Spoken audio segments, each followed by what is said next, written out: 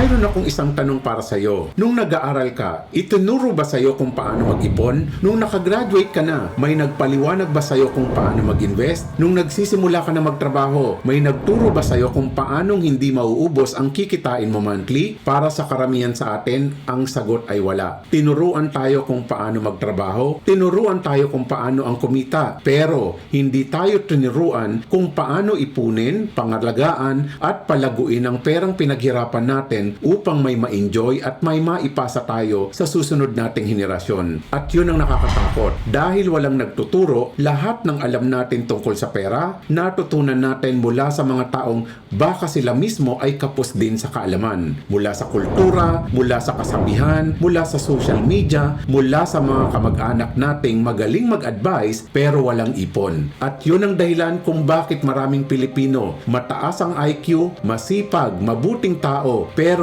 financially stuck pa rin. Hindi dahil tamad sila, hindi dahil malas sila, kundi dahil walang nagturo ng tamang laro. So ngayon, diyan tayo magsisimula. Ito ang wealth secrets na hindi itinuro sa school, pero kailangan mo nang malaman at maintindihan mula ngayon. This is Planadong Buhay. Planadong buhay sa kardinal buhay. Laging may gabay, hindi ka mawawala. Mga kaplanadong buhay, this is Captain Chris Cervantes, former seafarers for 17 years na nakapag-retire sa pagbabarko sa edad na 39. Ngayon, isang financial planner, business owner at wealth coach. At isang tao na maaaring tulad mo, lumaki ng walang malinaw na financial education. Alam ko yung pakiramdam na mahusay ka magtrabaho pero hirap sa kung paano makakawala dito. Alam ko yung pakiramdam na alam mo kung paano kumita ng malaki pero hindi alam kung saan napupunta ang pinaghirapan. Naramdaman ko yung feelings ng financial regret, yung pakiramdam na dapat mas maaga pala sana nating natutunan ang mga bagay na ito. Kaya naman, itong channel na ito, Planadong Buhay, ay hindi lang para sa may mga malaking kita. Para ito sa sino mang gustong matuto kung paano nga ba ang galawan ng pera. Hindi pera ng ibang tao, pera mo mismo. Paano ito gumagalaw sa iyong buhay, sa iyong sitwasyon. Kaya pag-usapan natin ito ng seryoso ngayon.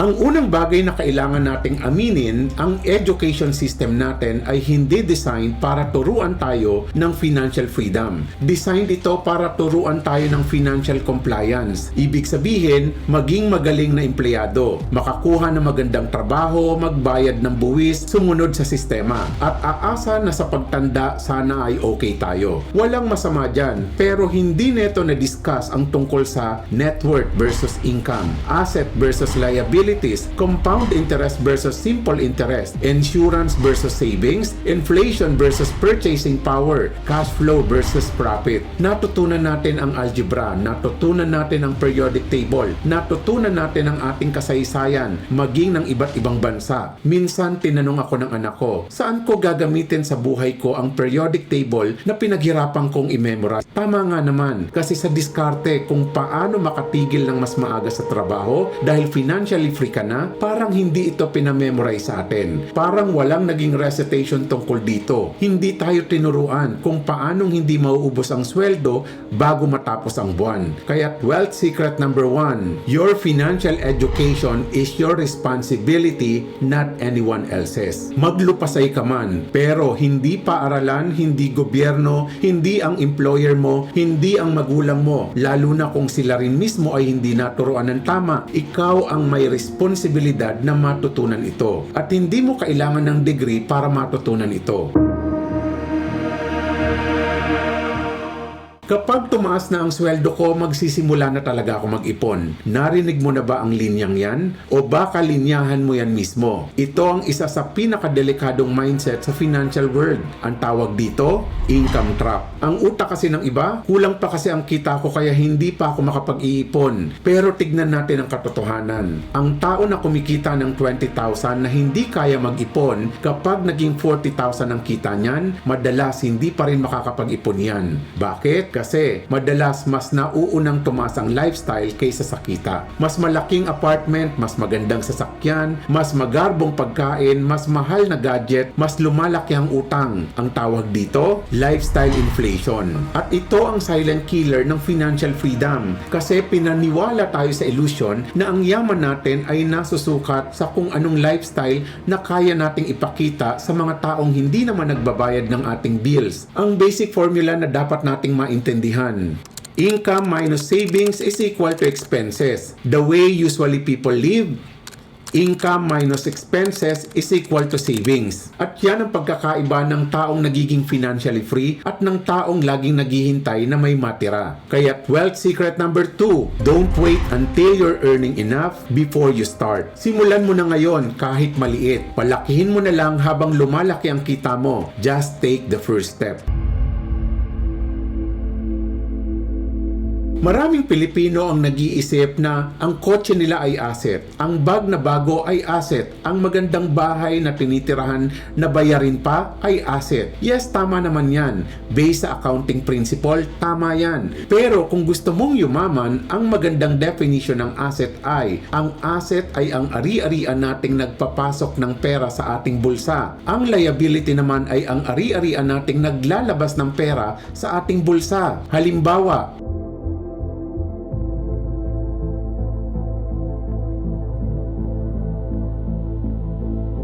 kaya naman, ang wealth secret number 3, strengthen your assets, limit your liabilities. Bago ka gumastos ng malaki, ask yourself, magpapasok ba ito ng pera sa aking bulsa o hihigupin nito sa kawalan ng aking pera? Kung gaano ka ka-honest sa sagot sa tanong na yan, siya ang magdidikta kung ano ang magiging financial future mo. Kung may isa mang financial concept na sana ay natutunan nating lahat nung grade 7 tayo, ito ay yung compound interest. Ang tawag dito ni Albert Einstein ay 8th wonder of the world. Tignan mo kung gaano ito katindi. Ang 10,000 pesos mo, iniwan mo sa isang investment na kumikita ng 10% per annum at hindi mo na ito dinagdagan. After 10 years ay 25,937. After 30 years, 174,494. Ang pinaka-importante sa compound interest, time, hindi ang dami ng pera mo. Ang taong nagsimula sa edad 25 at nag-invest ng 2,000 kada buwan pagdating ng 65 years old ay mas malaki pa ang ipon niya kaysa sa taong nagsimula sa 35 kahit pa ang ini-invest niya ay 4,000 kada buwan. Ang nakakatakot na katotohanan, pagdating sa compounding interest, ang pinaka-expensive na bagay na gagawin mo ay ang patuloy na wala kang gagawin. Bawat taon na hindi ka nagsisimula ay isang taon ng compounding opportunity na hindi mo na mababalikan. Kaya ang wealth secret number 4, the most important ingredient of compounding interest is time, not money. Magsimula ka kahit maliit lang dahil ang oras ay hindi mo maibabalik. Those who start late always pay a bigger price to achieve the same result.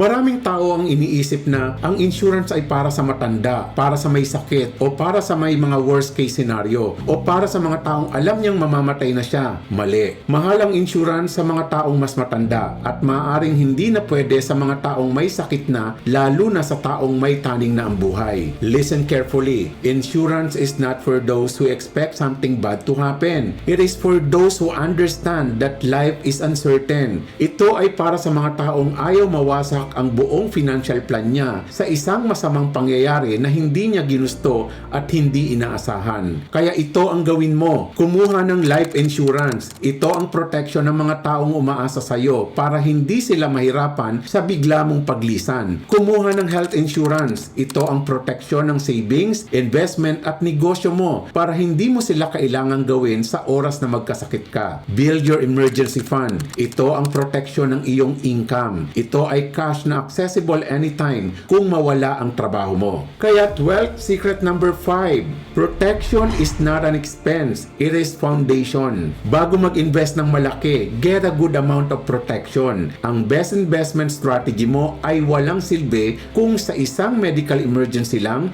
masisira ang buong plano mo. Tanong, alam mo ba ang iyong net worth? Hindi ang iyong sweldo, hindi ang halaga ng kotse mo, hindi ang laman ng iyong bank account ngayong umaga. Net worth is your total assets minus total liabilities. Meaning, lahat ng ari-arian mo, investment, savings, property, business, minus lahat ng utang mo, loans, credit card, mortgage, personal debts, is your net worth. Ito ang iyong tunay na financial picture. Maraming tao ang malaki ang kita, pero negative ang net worth. Marami ring tao, maliit ang kita, pero positive ang net worth. Ang goal ay hindi lang lumaki ang kita. Ang goal ay lumaki ang net worth. Para lumaki ang iyong net worth, ito ang diskarte. Bawasan ng liabilities, bayaran ng utang systematically. Huwag kumuha ng bagong liabilities na hindi naman kailangan. Dagdagan ng assets na nagbibigay ng value at kita. Mag-save, mag-invest, magnegosyo. I-track ang net worth every quarter dahil yan ang iyong tunay na scoreboard. Kaya naman, wealth secret number 6, don't measure wealth by income. Measure it by net worth. Ang net worth ang tunay na scoreboard ng iyong financial journey. Ang isang taong maliit ang kita pero consistent mag-ipon ay maituturing na mas mayaman kaysa sa taong malaki nga ang kita pero baon naman sa utang.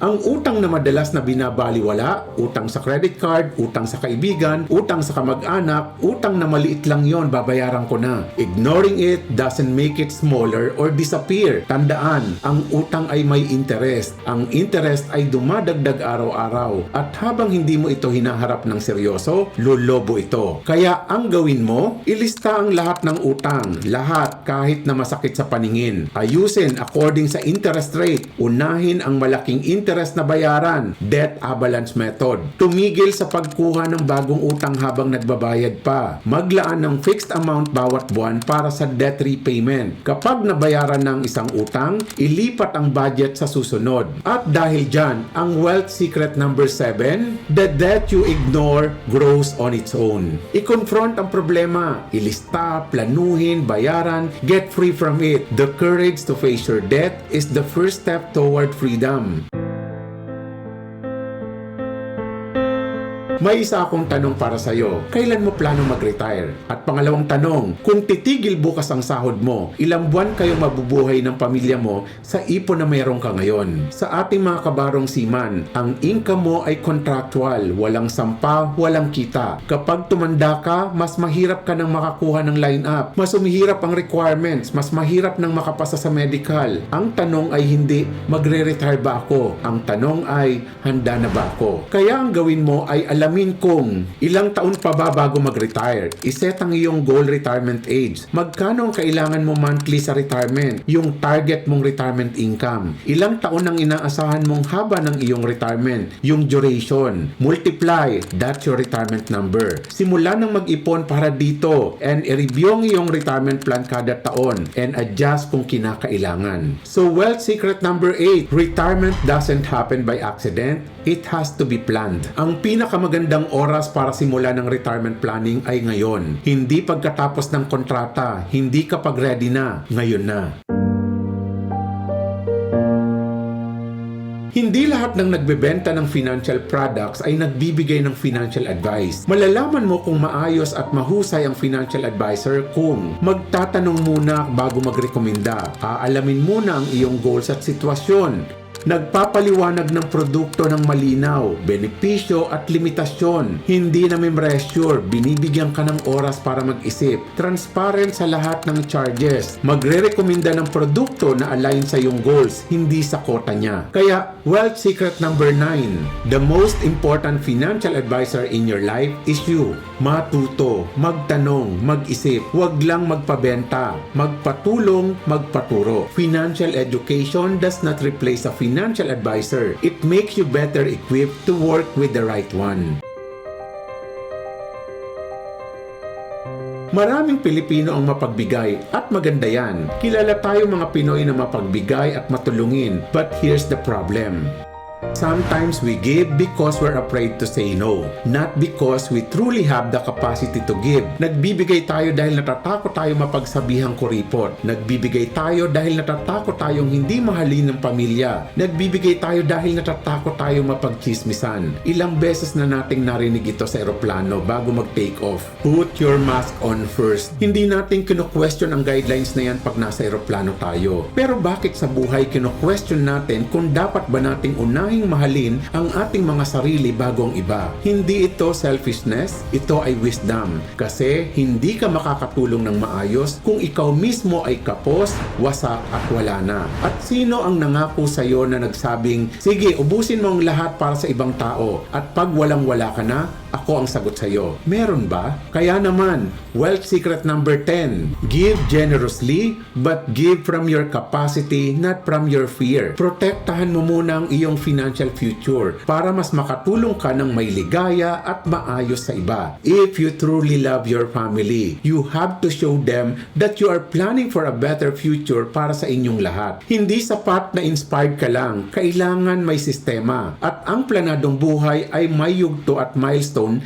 na dapat kang sinusundan. Phase number 1, stabilize. Mag-budget ng realistic. Emergency fund na good for 3 to 6 months. Ilista lahat ng utang. Basic life at health insurance. Phase number 2, build. Palakihin ang emergency fund. Bayaran ang high interest debt. Simula ng regular investing. I-track ang net worth quarterly. Phase number 3, grow. Diversify investments. I-maximize ang protection coverage. Seryosong retirement planning. Tax strategies at wealth optimization. At phase number 4, legacy. Estate planning, life insurance para sa legacy, financial education para sa pamilya. Live in your purpose. Sa mga kapwa ko seafarer at OFWs, alam ko ang inyong sakripisyo. Alam ko yung lungkot na tinitiis nyo sa gitna ng laot. Alam ko ang pagod na araw-araw nyong hinaharap, ang health hazard ng inyong trabaho at ang oras na nawawala para sa pamilya mo, para lamang kumita ng dolyar. But let me tell you this with love and honesty. Huwag mong hayaan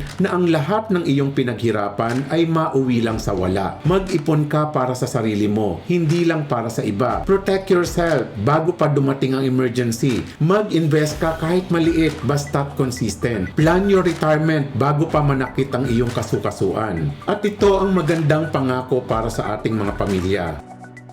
The greatest gift you can give to your family is not just providing for them today. It is giving them the peace of knowing that your future is properly planned. That is what it means to live a planadong buhay. Kung iisipin ko ang mga nangyari sa buhay ko mula pagkabata, isang batang puno ng pangarap pero kapos sa buhay, hanggang sa naging seaman at ngayon negosyante at financial planner. Ang pinakamalaking bagay na natutunan ko sa buhay, financial education is not about money.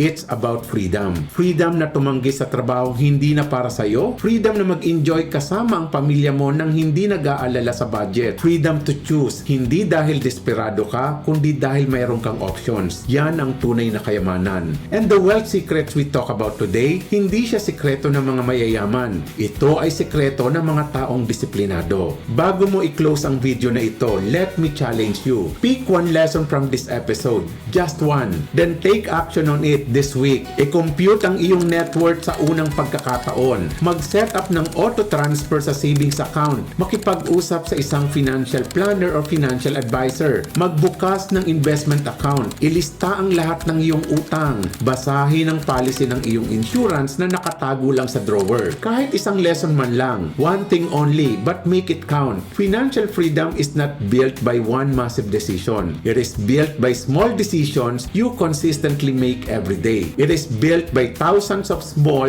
right decisions made over and over again. Mga kaplanadong buhay, ang sikreto sa pagyaman na hindi mo natutunan sa school ay natutunan mo na ngayon. Ang tanong ay, gagamitin mo ba ito? Ang pagkakaiba ng mga taong financially free at ng mga taong forever stuck ay hindi intelligence, hindi swerte, hindi kung sino ang magulang mo, ni hindi mo nga kailangan magkaroon ng Chinese sounding last name. Ang pagkakaiba iba ay sa isang desisyon. Ang desisyong matuto, ang desisyong kumilos, ang desisyong magplano. Decision that you will not let another year pass without taking action. This is Captain Chris Cervantes. This is Planado Buhay. Plan your money, protect your family, build your freedom, goal first, then invest next. Tandaan, maunlad ang pamumuhay sa Planadong Buhay.